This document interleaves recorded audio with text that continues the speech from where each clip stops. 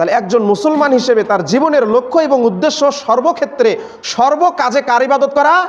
আল্লাহর ইবাদত করা, আল্লাহর দাসত্ব করা, তার প্রভুর দাসত্ব করা। মুসলমানের কোনো কাজ অনর্থক নয়। অনর্থক কাজ কি? গল্প করা, বাজে গল্প করা, বাজে সময় কাটানো, যেখানে আল্লাহর উদ্দেশ্য নাই, যেই কাজের মধ্যে আল্লাহর সন্তুষ্ট নাই, যেই কাজের মধ্যে আল্লাহর নবীর নির্দেশনা নাই, ওই কাজটাই অনর্থক। এই কাজ মুসলমানের কাজ নয়, আর এই কাজ ইবাদত কখনই হবে না। আর অন্যথায় কোনো কাজের পেছনে যদি আল্লাহর সন্তুষ্ট থাকে, ওই কাজটাও কি হয়ে যাবে? ইবাদত হয়ে যাবে। অথচ ওটা আল্লাহর কিন্তু কাজ নয়। ঘুমটা কি আল্লাহর কাজ? কিন্তু ঘুমের দোয়া পড়ে যখন আমি ঘুমাবো, আবার ঘুম থেকে উঠে দোয়া পড়বো, তখন পুরো ঘুমটাই কি হয়ে গেল? ইবাদত হয়ে গেল। সুবহানাল্লাহি ওয়া বিহামদিহি। কত সহজ মুসলমানদের জীবন, কত মানে ভারসাম্যপূর্ণ জীবন, কত শৃঙ্খলাপূর্ণ জীবন মুমিনের। একটা মানুষ যদি ইসলাম মেনে তার জীবন পরিচালনা করে, প্রত্যেকটা দিনের সময় কাটায়, সে একটা স্মার্ট, পরিপাটি এবং সর্বোত্তম ব্যক্তিতে সমাজে পরিণত হবে। তার আল্লাহ সম্মান বৃদ্ধি করতে থাকবে প্রতিনিয়ত, মানুষের অন্তরে তার ভালোবাসা আল্লাহ প্রতিনিয়ত তৈরি করে দিতে থাকবে। যখন কেউ আল্লাহর কাছে প্রিয় পাত্র হবে, তখন আল্লাহ তাকে জমিনের সমস্ত মানুষের কাছে প্রিয় বানিয়ে দিবে। আর চরম শত্রু তাকে সম্মান করতে বাধ্য হবে। এই হচ্ছে আল্লাহর সন্তুষ্ট। তাহলে প্রত্যেকটা কাজের পেছনে কার সন্তুষ্ট থাকতে হবে? আল্লাহর সন্তুষ্ট থাকতে হবে। কাজে যাচ্ছেন যান, কিন্তু আল্লাহর সন্তুষ্ট নিয়ে যান, আল্লাহর জিকির করতে করতে যান, ওই কাজটা ইবাদত হয়ে যাবে। সম্মানিত হাজিরিন, এরপরে ইবাদত হচ্ছে এমন এক জিনিস যেটা কথা এবং কাজে নয়, বরং বাস্তবেতা করিয়ে দেখিয়ে দিতে হবে, তার নাম ইবাদত। সম্মানিত উপস্থিতি, একজন মুসলিমের জীবনের প্রতিটি মুহূর্ত ইবাদতে পরিণত হতে পারে যদি তার নিয়ত কেবল আল্লাহর সন্তুষ্টির জন্য থাকে।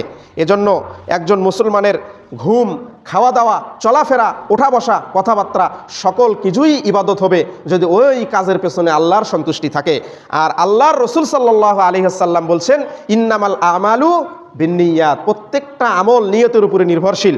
যদি কেউ নিয়ত করে এই জুমার সালাতের পরে আমি গিয়ে খেতে বসবো দুপুরের, আমি এই নিয়তে গেলাম যে এই খানাটা আল্লাহ কার বাড়ি থেকে আমার জন্য পাঠিয়ে দিয়েছে আমি জানি না, কিংবা আল্লাহ তার বাড়িতে আমার রিজিক রেখেছে, আমি শুধু শুকরিয়া আদায় করলাম আলহামদুলিল্লাহ, আমার খাওয়াটাও ইবাদতে পরিণত হয়ে গেল। কোন জমিন থেকে আপনার রিজিকটা এসেছে, কার মাধ্যমে এসেছে, কিভাবে আসলো, এই জমিনে কত কীট পতঙ্গ খাবার পেল, সব একটা আশ্চর্য ব্যাপার। এই সব কিছু স্মরণ করে যখন মুসলিম ব্যক্তি তারই শুকরিয়া আদায় করবে, তখন সেটা কিসে পরিণত হবে? ইবাদতে পরিণত হবে। আর নিয়ত করলো যে আমি যখন কাজে যাব তখন আল্লাহর স্মরণ করতে করতে যাব। সম্মানিত উপস্থিতি, তাহলে আল্লাহ সুবহানাহু ওয়া তাআলা বলছেন, ওয়ালাকাদ বাআসনা ফি কুল্লি উম্মাতির রাসূলান আন ইবুদুল্লাহ ওয়াজতানিবুহুত তাগুত, আর নিশ্চয়ই প্রত্যেক জাতির নিকট আমি রসুল পাঠিয়েছি এই মর্মে যে তোমরা আল্লাহর দাসত্ব করবে। তাহলে আল্লাহ প্রত্যেক জাতির নিকটে একজন করে নবী পাঠিয়েছেন। আমরা যে জাতি সর্বশেষ, আমাদের কাছে কোন নবী পাঠিয়েছেন? হযরত মুহাম্মদ সাল্লাল্লাহু আলাইহি সাল্লাম। তাহলে আল্লাহ বলছেন পবিত্র কোরআনের সূরা নাহলের 36 নম্বর আয়াতে যে আমি প্রত্যেক জাতির কাছে একজন করে নবী পাঠিয়ে দিয়েছি, যাতে করে নবীরা তার উম্মতকে সতর্ক করে দেয় যে একমাত্র আল্লাহর দাসত্ব করার জন্যই জমিনে তোমাদেরকে সৃষ্টি করা হয়েছে। তাহলে আল্লাহ রসুল এই কথাটাকে জানিয়ে দিয়ে গিয়েছেন।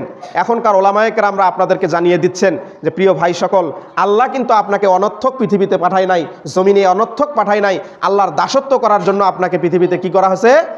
সৃষ্টি করা হয়েছে। আপনি আল্লাহর দাসত্ব করবেন না কেন? এরপরে যে ব্যক্তি উপলব্ধি করতে পারে যে আল্লাহর আদেশ এবং নিষেধসমূহ মেনে চলব, সেই আল্লাহর কাছে আত্মসমর্পণ করেছে।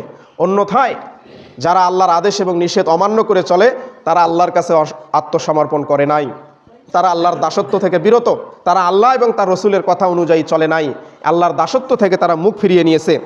আবু হুরায়রা রাদিয়াল্লাহু তাআলা আনহু বলেন, নবী করিম সাল্লাল্লাহু আলাইহি ওয়াসাল্লাম বর্ণনা করেছেন যে তোমরা আমাকে প্রশ্ন করা থেকে বিরত থাকো।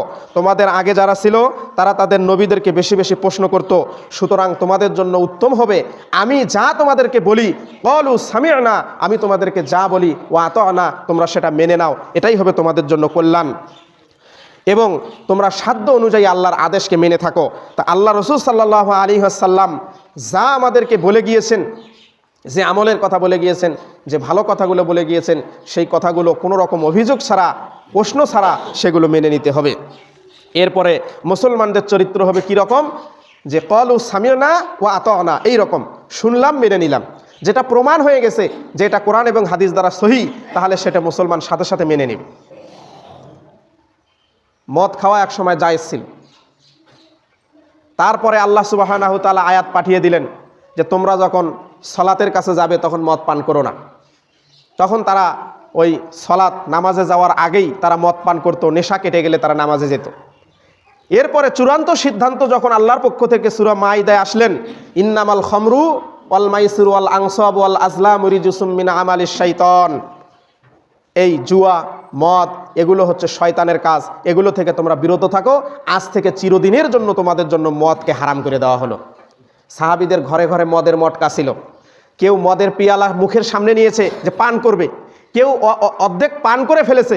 এই মুহূর্তে আয়াত নাজিল হয়ে গেছে আল্লাহ রাসূলের কাছে, আর আল্লাহ রাসূল সাহাবীদেরকে বললেন যে যাও সবার বাড়ি বাড়ি পৌঁছে দাও যে আজ থেকে চিরদিনের জন্য মদ তোমাদের জন্য হারাম ঘোষণা করে দেওয়া হলো।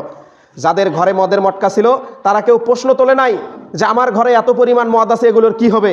সাথে সাথে তারা মটকা ভেঙে দিয়েছে, যেগুলো আল্লাহ হারাম করেছে।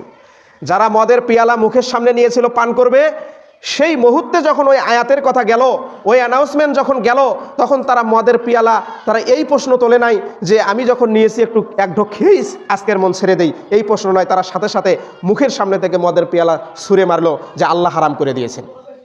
যারা অলরেডি অর্ধেক খেয়ে ফেলেছে তারা যখন শুনলো যে ঘোষণা এসেছে আল্লাহর নবীর কাছ থেকে যে মদকে আল্লাহ চিরদিনের জন্য হারাম করেছেন, তখন তারা নিজের আঙ্গুল এই কণ্ঠনালীর ভেতরে ঢুকে দিয়ে তারা মদকে বমি করে ফেলে দিয়েছে। এইভাবে তারা আল্লাহর আইনকে মেনে নিয়েছিল।